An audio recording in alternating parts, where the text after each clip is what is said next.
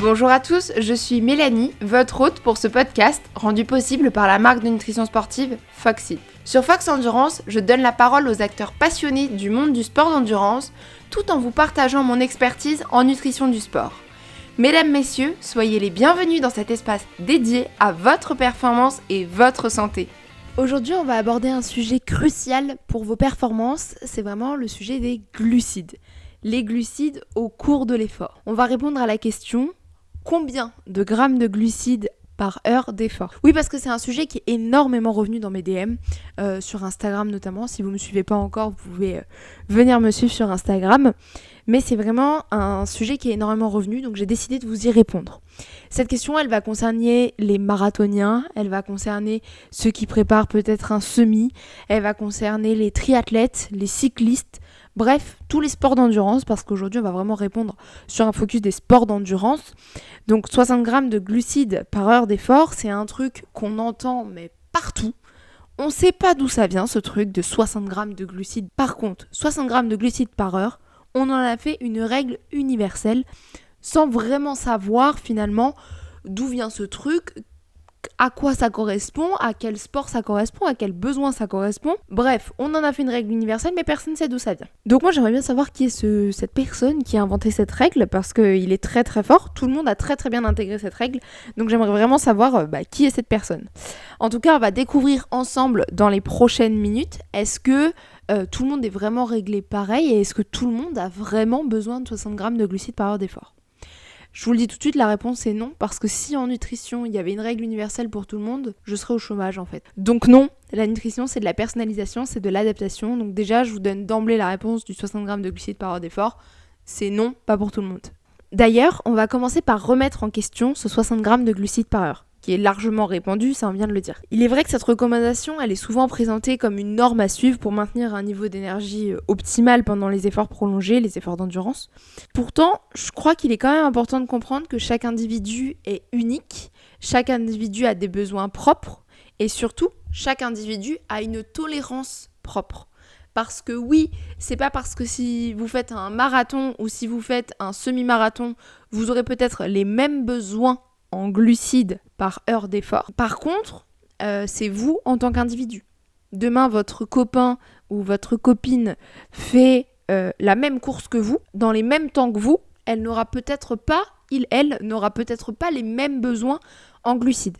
Donc il faut vraiment avoir en tête que c'est quelque chose d'individuel. L'apport en glucides est quelque chose d'individuel. Si une personne peut parfaitement utiliser et tolérer 60 grammes de glucides, une autre peut avoir des besoins totalement différents. Ça, c'est sûr, c'est indéniable et c'est hyper important à comprendre. Ça va dépendre d'énormément de facteurs, ça va dépendre du métabolisme, ça va dépendre de l'habitude d'entraînement, ça va dépendre de la sensibilité digestive parce que oui, ce seuil de tolérance dont je vous parle depuis tout à l'heure, il est variable notamment au niveau de la sensibilité digestive. Le type d'effort fourni va jouer aussi si vous êtes sur une allure seuil ou si vous êtes sur de l'endurance fondamentale, c'était un petit peu dur à dire, mais si vous êtes sur une endurance fondamentale ou sur du seuil, les impacts au sol vont pas être les mêmes. La mobilité, en tout cas les impacts au niveau digestif, seront pas les mêmes non plus, donc ça va énormément jouer. Et puis votre seuil de tolérance, s'il est plus ou moins travaillé, parce que oui, ce seuil se travaille.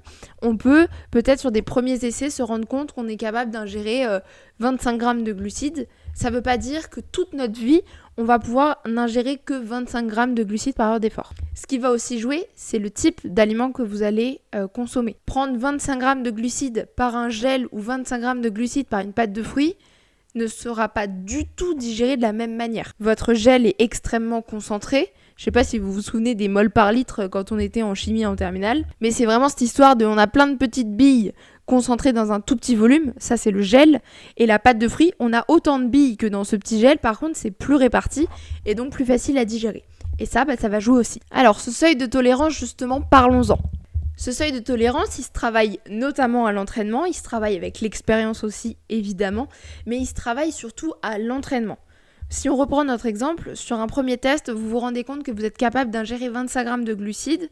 Par contre, l'heure d'après, vous avez pris un gel à 30 grammes de glucides, c'est pas passé. Peut-être que c'est le gel qui n'est pas passé et que c'est pas forcément les 30 grammes de glucides. Donc sur votre prochain entraînement, ce que vous allez essayer, c'est d'apporter 30 grammes de glucides, peut-être par une boisson d'effort. 500 ml de boisson d'effort est en général concentrée à 30 grammes de glucides. Vous essayez de boire ça sur 1 heure et vous voyez. Si ça passe toujours pas, on essaye peut-être moitié boisson d'effort, moitié pâte de fruits. C'est possible aussi. Si ça passe toujours pas, on essaie de réduire un peu déjà pour accepter un volume minimum. Puis petit à petit, on augmente. Sachez que sur le vélo, en général, la tolérance sera plus haute qu'en course à pied.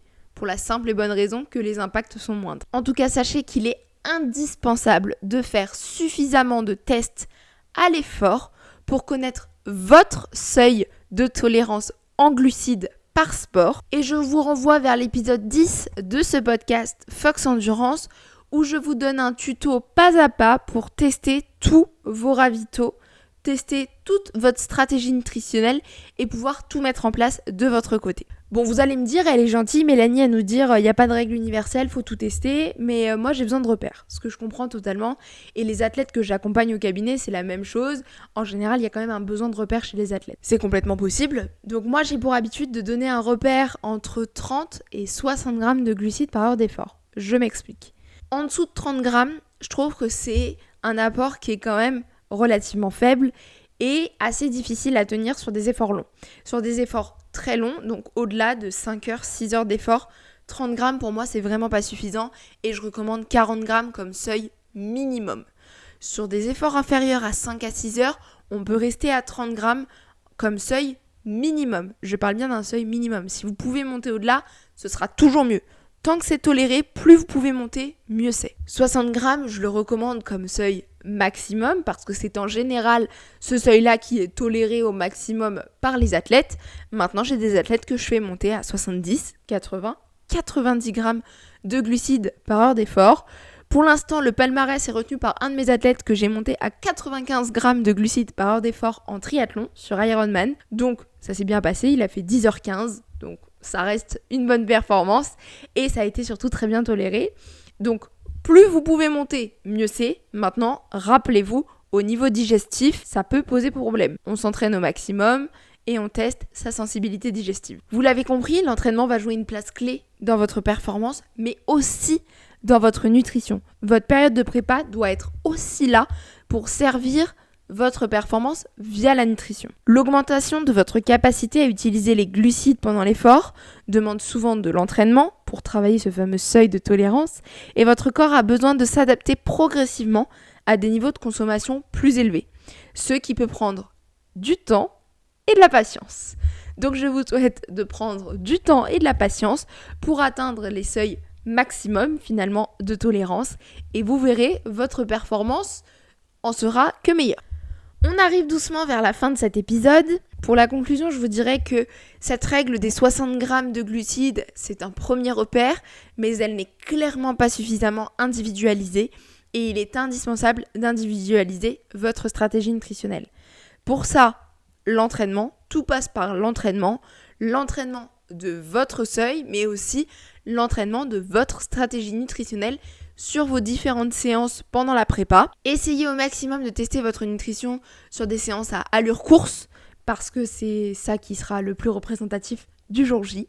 Et je vous renvoie encore une fois vers l'épisode 10 pour toute cette partie comment tester ses ravitaillements et sa stratégie nutritionnelle. Voilà, c'est tout pour cet épisode. Je vous dis un énorme merci d'avoir écouté cet épisode jusqu'au bout.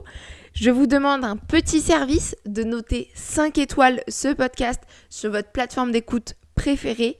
Je vous remercie infiniment, ça aide vraiment le podcast à se faire découvrir, à être connu de tous et n'hésitez pas en bouche à oreille à en parler à tous vos potes d'entraînement. En ce moment, les épisodes sortent 3 fois par semaine, le mardi, le jeudi et le samedi. Et donc moi, je vous dis à la prochaine pour un nouvel épisode. Salut tout le monde. Merci pour votre écoute. Pour continuer cette discussion passionnante et rejoindre notre communauté dédiée à la performance sans limite, n'oubliez pas de suivre Foxit sur tous les réseaux sociaux.